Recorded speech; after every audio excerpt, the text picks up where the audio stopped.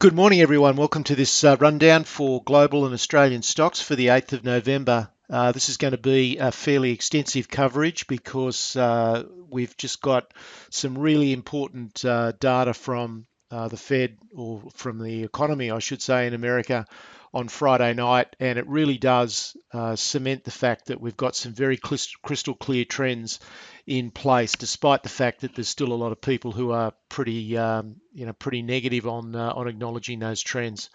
So a lot to cover. Let's get stuck into it. So I just want to start with a fundamental picture first of all in America. The jobs report on Friday night, if you haven't caught up with it yet, was absolutely outstanding. It blew everyone away. It was way beyond what most people expected, and as a result, we saw some pretty substantial moves in the market. And what it really does is provide the ammunition that the Fed was looking for to raise interest rates. And it now looks highly likely that they will raise interest rates in December. And it's really interesting that over the last 4 or 5 years since the GFC, any time that there was any talk of raising interest rates at all, the market had an absolute heart attack. We've now moved on from that, and the market is actually viewing interest rates or interest rate rises as as a positive indication because the economy is doing better, and that certainly is the case now. So initially on Friday night, there was a bit of a wobbly reaction initially when that jobs report came out.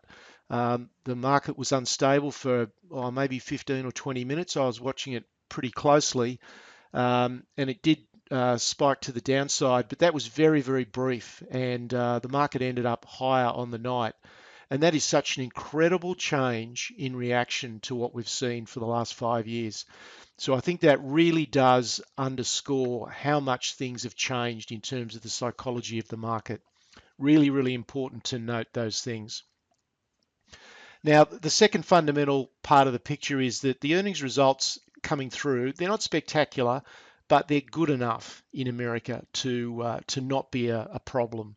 And excluding energy stocks, which have obviously been pounded severely by the decline in the oil price, the earnings per share growth is fine at about 5%, excluding energy. So that's quite a robust rate of earnings growth.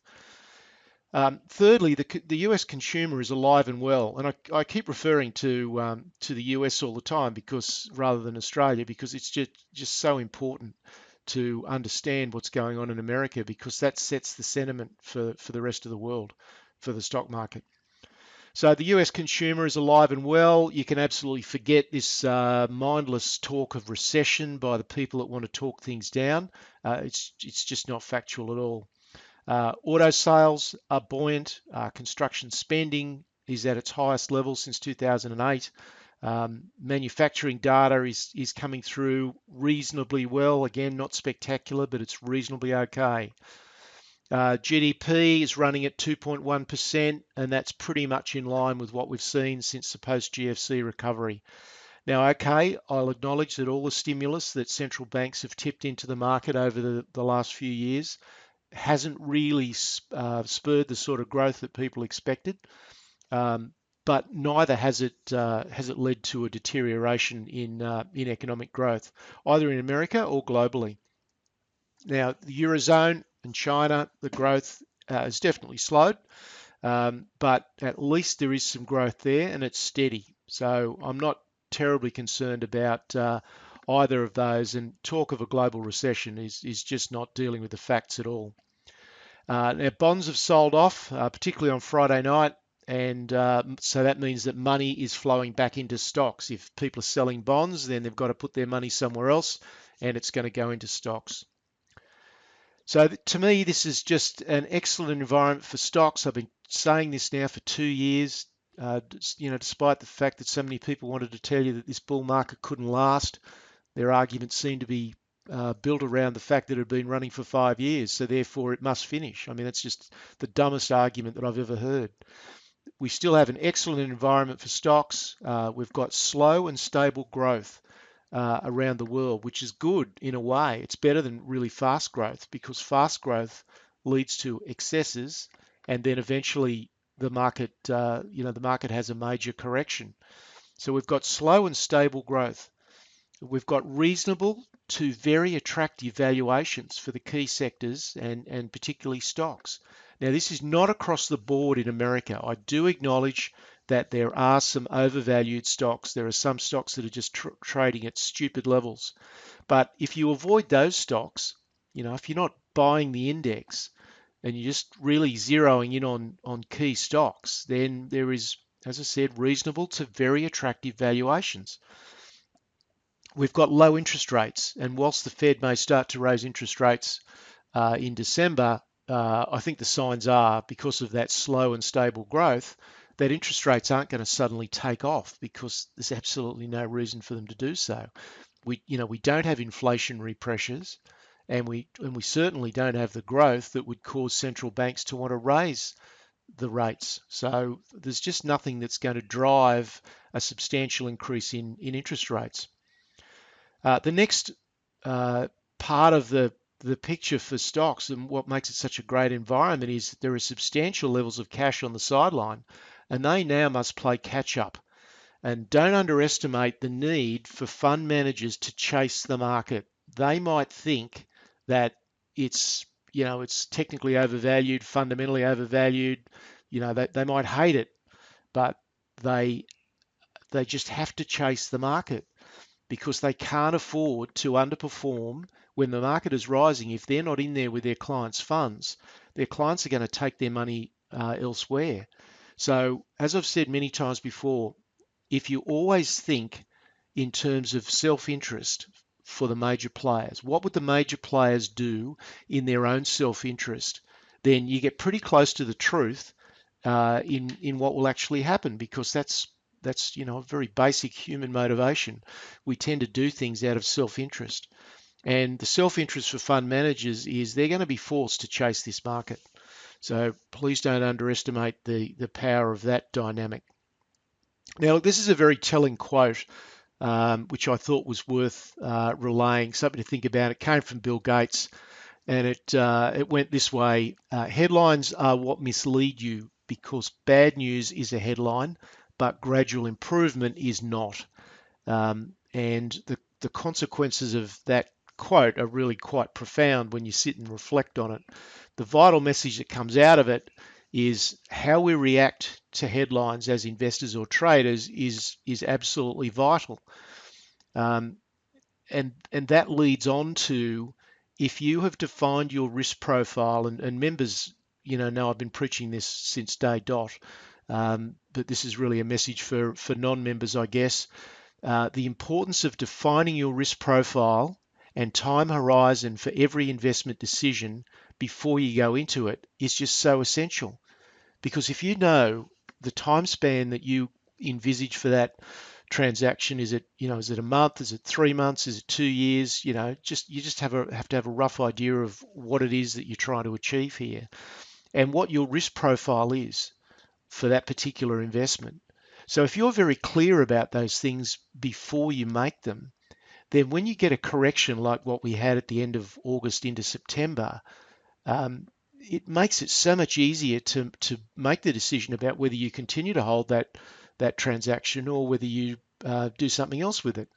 And it's something that, in my experience over the years in dealing with thousands and thousands of people, it's just something that most people don't ever turn their mind to. They just buy something because that's what appeals to them at the time.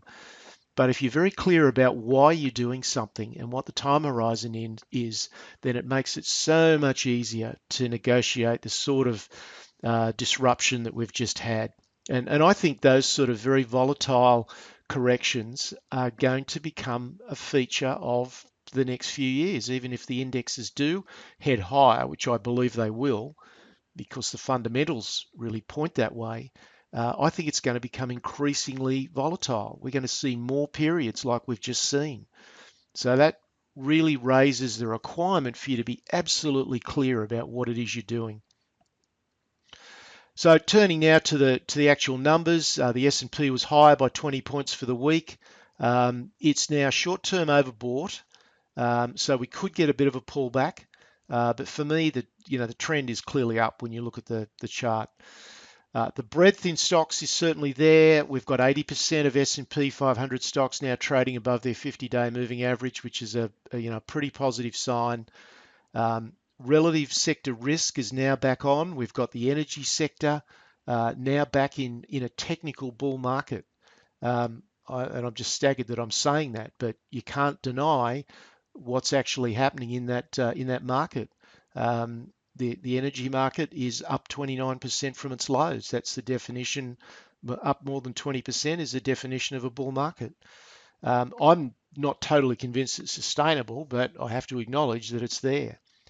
We've also got the consumer discretionary sector in America is outperforming the consumer staples sector, and that's really interesting. That indicates that people are prepared to move to more risky or potentially risky stocks rather than the consumer staples. We've also got volume supporting the rally in America. Volume starting to kick in as well, so that's a good thing. And finally, we've got small caps joining in, and we'll take a look at the Russell 2000 index. So let's have a look at all those indices. We've got a lot of things to look at. So we'll start with the S&P index first of all. And you don't need to be very smart to see that that's an incredibly powerful rebound. This period from the low was the 28th of September, and it's just absolutely rocketed back up.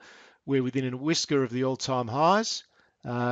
Yes, it's looking a little bit shaky in the very short term over the last couple of days. And after such a meteoric rise from 1870 to 2120, if we got a pullback back to this level here, back to 2050, that would still be a pretty good outcome. So that's why I think a short-term pullback has got to be a distinct possibility. I'm not saying it's going to happen, but it's got to be a distinct possibility. You can see the RSI down here is also overbought. So for that to pull back would actually be healthy. If this market keeps rising from here, that would not be healthy. I don't think I'd like to see that. I like to see sustainable trends because you can work with sustainable trends. Ones that just get so far ahead of themselves have dramatic turnarounds, and that just makes life difficult for everybody. So I would really like to see a bit of a pullback. 2080 would be a minimum. I'd like to see it down more 2060, possibly even 2050. I think that would be extremely healthy for the market. But make no bones about it, this index is heading higher, and I fully expect that we'll see a breakout to new highs on the index. Now, having said that, there are stocks that haven't really participated in this move all that much. A lot of the healthcare sector, for instance, has been left behind. So whilst the index might pull back, we could see some individual sectors actually moving ahead quite nicely, even though the market itself pulls back. So important to remember that. Let's look at the NASDAQ index. So it's gone to new all-time highs on the NASDAQ. Massive gap up here in late October when we saw Microsoft and Google and Amazon all report a terrific earnings growth all on the same night. For the index to gap 150 points like that is, I just can't remember ever having seen that. Quite extraordinary. Let's look at the Russell 2000. This is on a weekly chart. So you can see that was a very positive week for the Russell 2000, and certainly small cap stocks are starting to join in. And as members know, there's ways to play this that are quite advantageous. Now, turning to the Australian market, the Aussie dollar is again under pressure, particularly from Friday night. The drivers for the Australian dollar are still to the downside. The likelihood of the US raising interest rates in December certainly spurred the US dollar strength, and I think that's going to continue. We've got the US about to raise interest rates, and we've got pretty much everywhere else around the world still on heavy stimulus and lowering interest rates. So that differential has just got to continue to push the US dollar higher and the Australian dollar lower. Now the ASX 200 index was down by 24 points on the week, and our market is still underperforming, which is exactly the reason that I moved so much of my focus to American stocks about 18 months to 24 months ago. Banks and commodity prices have kept the pressure on our two main sectors. That's the main reason that our market is not really responding. And one of the things that I am seeing in recent weeks is that the sentiment towards banks in Australia is starting to fail. And it's no surprise we've just got regulatory intervention all over the place. It's not good for markets. And yeah, I really think the circle is starting to turn now for banks, and they're not certainly something that I'd want to own at this part of the cycle. Just turning to commodities, gold was lower by $52 for the week. Now, part of that is currency effects. That's the US dollar being up, but it's not all of it. Gold is certainly under pressure, and it's seriously threatening long-term support, as we'll see in just a moment. Gold stocks, once again, I've been talking about this for ages. Gold stocks have shown us the way. They weren't really leading the price of gold, and that's why I've been saying that I didn't believe it was sustainable. And so we've seen gold stocks basically, telling us that gold wasn't really going into a new bull market, as a lot of commentators would have had you believe. There's just one other chart here that I wanted to show as well. It's the chart of the VIX Index. The fact that this has fallen so sharply and has stayed down under 20, we're now down under 14. We're almost back to the really long-term base levels for the VIX index, or the fear index. So that just indicates that pretty much all fear has gone out of the market. The major participants have thrown away the need for put insurance, and that's why the VIX index is so low as it is. And again, that's a very positive sentiment sign for the market. Just looking at the Australian index now, this is the ASX 200 index. So you can just see, compared to the US market, just how much we're underperforming. Here's our high in April of 2015, and if we pan right back, you can see if we go back to where the high was back before the GFC, we're just nowhere near that. And you compare that to the US market, which is basically way beyond its 2008 peak and bordering on exceeding its 2015 peak. So, quite an extraordinary difference. And I really don't see what's going to drive our market much higher from here, to be honest.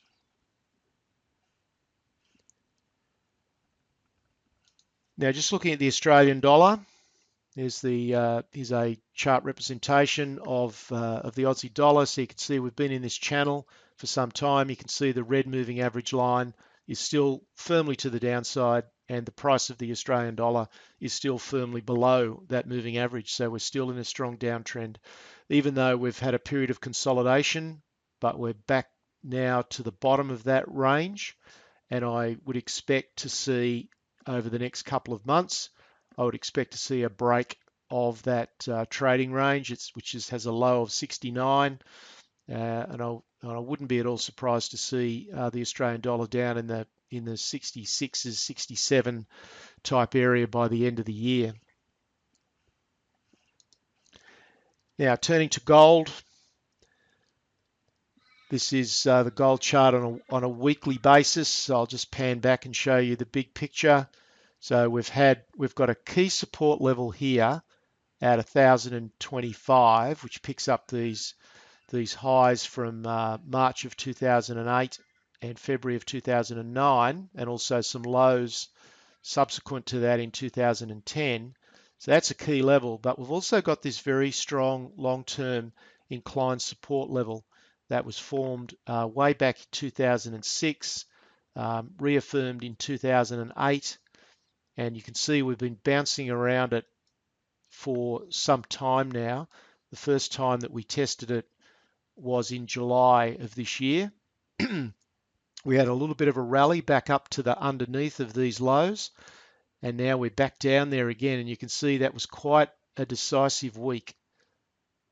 for gold, and it really does. You'd be a brave person to say that this key long-term support level is now not going to break, particularly with the way all the drivers are looking. US dollar higher is really going to ensure that that the price of gold will fall.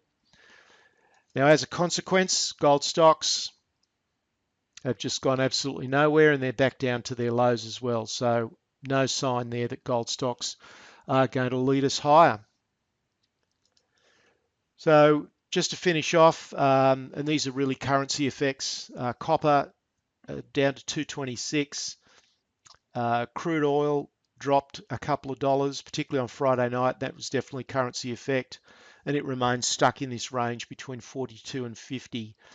Energy stocks up powerfully, as I said, up 29% from their lows, but then they were massively oversold, and therefore technically in a new bull market. However, I just can't accept that the price of oil is going to go anywhere anytime soon. So I think this might be a short-lived rally in energy stocks. You might be able to trade it, but I certainly wouldn't treat it as a long-term situation. There's the spot copper chart. And so just to wrap it all up, I know it's been a bit lengthy, but I thought this was a really, really important session to have. The ideal stock for me is a stock that beats on earnings, beats on revenue, beats on the top line, beats on the bottom line, and also upgrades guidance for the next quarter. So I'm talking American stocks here. So that's the ideal. And I've got a list of those stocks, which I'm going to introduce to members at our Share Wealth Club session this coming Thursday night. So if you're a member in Perth, please try and make it along. I think you're going to find it a fascinating and very valuable session.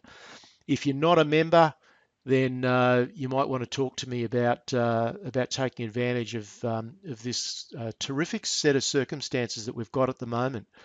You know, I've painted the picture that this is an ideal environment for stocks for the longer term, and I believe it is, and then it's just a matter of having the right targets. So just to wrap it up, the market's stretched in the short term, but the longer term direction is up for good quality stocks bought when they're good value. Just have the patience to buy the dip. And you've got to know your target inside out. Really, really important, because even within some sectors, as members will know, within the semiconductor sector, there's been some substantial divergence in results. Some companies in the same sector competing with each other, some are doing very well, some not so well. So really, really important to know your target inside out. For non-members, if you want more information, if you want to take advantage of these circumstances that we've got on our doorstep at the moment, there's my contact details. Talk to you next week. Cheers.